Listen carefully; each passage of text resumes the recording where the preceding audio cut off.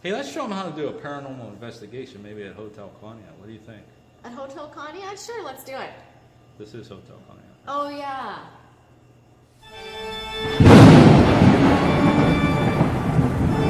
Welcome to another episode of Our Haunted Travels with your hosts, Sean and Marianne Gaunt.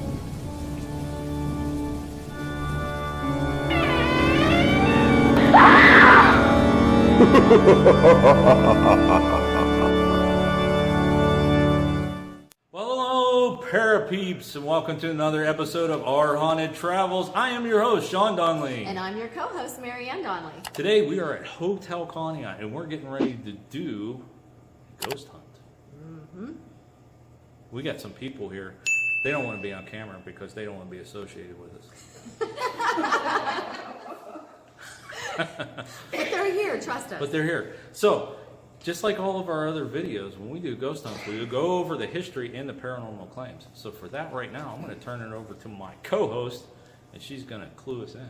You ready? I'm ready. All right, hit it. All right, so the history of this location, we've actually uncovered some information all the way back to the 1500s. This area that the hotel and the park are on were actually covered over by Erie and Seneca Indians.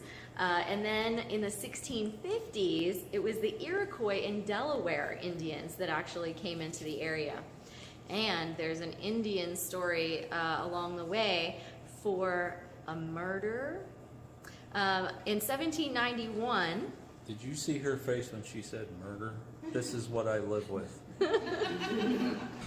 In 1791, Darius Meade, the founder of Meadville, for anyone who knows where Meadville is, and a Delaware Indian chief named Captain Bull, they were actually along a way. Darius Meade was a captured person, supposedly. Anyway, somehow, some way, there were three individuals. The third individual is not identified, but did supposedly live. But Darius Meade and the Delaware Indian chief, Captain Bull, were found dead. Their bodies were found near the site of today's hotel. And so then at that point, they were buried where they laid. And we actually found out from some of the hotel staff today that it's actually just out these windows under one of those homes. So the house was eventually built on top of that. So it was right here on the property. In 1840, there was a big malaria outbreak. Should be like a air stewardess. That would be over this way. Over that way. This was the death of... All right, so in 1840, there was a big malaria outbreak that was a result of the fact that they raised the lake by 10 feet. And this was to serve as a feeder for the Erie Canal and to help the area grow and develop so that it would become more popularized. However, this extra water content caused a big malaria outbreak, and there are a lot of individuals who died at that point, and most of them are buried in a cemetery called Barber Cemetery not far from here. And there was actually a woman who supposedly had 7 children that died as a result of that malaria outbreak, as well as in 1873, John McClure, who was one of the big landowner families for the area.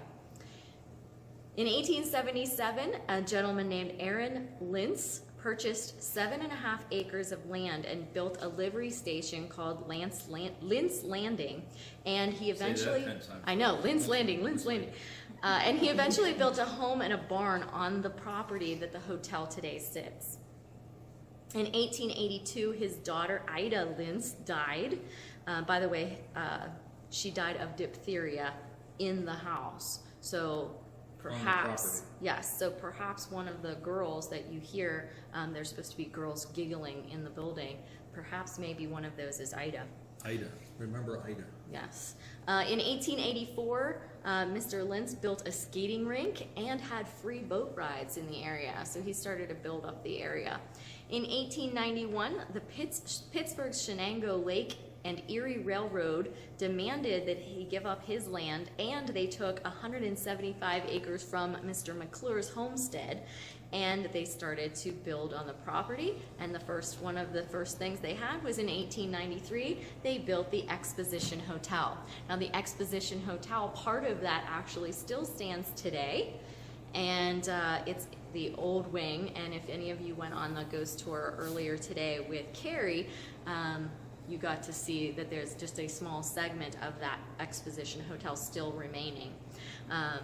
In 1903, they started to build out the rest of the hotel, and they named it the Conneaut, the Hotel Conneaut at that time, and it was known as the Grand Lady of the Lake. And they do have electricity for the first time in 1905. 1924, they built the Crystal Ballroom and the South Wing. The Crystal Ballroom is directly overhead right now, so if you look up at the ceiling, this is actually the wing that was built in 1924. In 1943, they had a large fire, and the legend of Elizabeth the Bride showed up. Supposedly, either she was separated from her husband and couldn't find him and got lost, or she came back in the building to get her wedding gown and somehow didn't make it out of the building, although reports are that there was no one actually staying in the hotel at the time. So don't know about Elizabeth actually being here in that fire, but that is the legend. In 1945, the hotel reopened, but only had half of the original rooms and building property. They went down to 150 rooms, and it was literally a half of the original design. And then in 1982 and 1993, they had programs that were used to help renovate the building, and actually right now, some of the building is being renovated again. And as you guys know, renovations do what? They drive the energy of the paranormal up. So that's the history of the location and just a couple of the legends that go along with it. However, there's just page after page of actual ghost reports here in the building. One of them happens right in through those doors that we're not allowed to go in, but those are the doors. And they've actually had pictures that they've taken in here of those doors that are swinging doors that just open and stay open. And they're swinging doors, so they shouldn't stay open. They attribute all of this to a nasty chef who happened to be here. And this chef, he's known to throw pots and pans. He's known to throw knives. The knives, I've been told, are actually stuck in the walls, which is interesting. That there are full apparitions of the chef that have been seen. And today on the ghost tour that I went on earlier, they said that they had found one morning all the garbage cans and brooms and everything stacked up in front of the door, and they had to push their way into the kitchen, and they didn't know how that had happened. So that's right here in this room area and in that kitchen. So we'll be kind of directing our attention to this side. One of the other investigators that we talked to today said that the bar actually would have some drinks that would just jump off the counter. They said it was a specific brand, but they couldn't remember what that brand was. So I don't know what the brand is, but maybe one of the ghosts in here will tell us tonight. We'll find out. And then I don't know how many claims you want me to talk about, but I have like a ton of them. But the room directly above us in the ballroom is, I think, a fun one. There's a couple that is supposed to dance up there. And so they just kind of dance around. They're seen, their apparitions, their shadows. They've just been seen on many occasions. And there is music that supposedly plays in there just occasionally as well that is caught by people in the room above them. And so they're like, who was in the ballroom last night? And they're like, there was nobody in the ballroom last night. And they're like, well, there was music playing in the ballroom. So quite interesting in the ballroom, I think. There's also a legend of a little girl that rides her tricycle around the building. Her mother used to work here in the building, and she fell. We heard originally that it was down the south wing staircase, But we did hear today that she also rides her tricycle up and down the hallway that we're staying in, which is where room 87 is, along that corridor. So we'll be heading out there, maybe with our new friend the Boo Bear. We'll see if she wants to play. I don't know. We'll see. Did you want to do any others, or is that good to get us started? Talk a little bit more, listen to them. Oh, talk a little bit more. I can do that. So there's also reports of different temperature changes in different rooms. Okay, you just thought now. EVPs. I found it. There's- All right. So before one you- thing that I forgot. Well, one thing I forgot. Then you can talk. This is actually panic D number 1312. So Marianne says she has pages and pages and pages I have a whole of notebook of claims. pages. We're going to be adding all of them to the database. So it's panic D number 1312. Go ahead. No, Okay, stop. so there's been EVPs that have been caught as well. One of them was reported to go psst, like, hey, I'm here.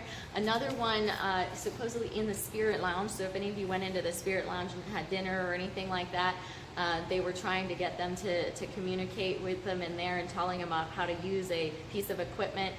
And they got an EVP that said, I'm trying. So I find that cool. And also a person that said that their name was Annie, and another one that said their name was Charlie. So So we got those Annie, are EVPs. Charlie, Ida, And we got all then kinds and then of there's things, right? John in the fireplace room if we ever get to go in there, Yeah, and we the wanna little try to talk about boy that also hangs out in there as well, but he doesn't have a specific name. So, do you want me to tell them? Do you guys want to hear the story I heard from one of the managers earlier today? Okay. So, I took a break and I went up to the counter and she said, "Oh, I got all kinds of stuff I can tell you guys." I'm like, "Well, give me a story." And she said one night they were switching managers, and she was talking to a male that was another manager getting ready to come on duty. And she said this little boy come up and started tugging on his belt loop. And she thought that he just wanted a bag of potato chips that were on the counter. Well, they were continuing the conversation, and then when they were done, she was going to turn to the little boy and see what she wanted. But at that point, the mom and dad that was standing behind the manager reached down and grabbed the little boy, and they took off down the hallway. And she said, "Where are they going? You know, what's going on?" And the guy standing on the other side of the counter goes, "Who are you talking about? There's nobody here." I felt something on my pants, but I don't see who you're talking to. She saw an apparition of 3 people, a family. At right the there, same time. At the same time, right there in the front hall. And apparitions are not that easy to No. come by. And for somebody no. to find 3 of them all at once, that's amazing to me. Yeah. But, All right. all right. So at this point, we're going to start doing some ghost hunting. So stay tuned. We got some more stuff for you. All right. All right. If you like this video and like to see more in the future, please be sure to hit the subscribe button and give us a like below.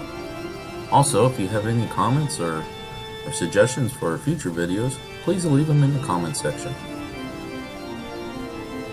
Thanks for watching this episode of Our Haunted Travels.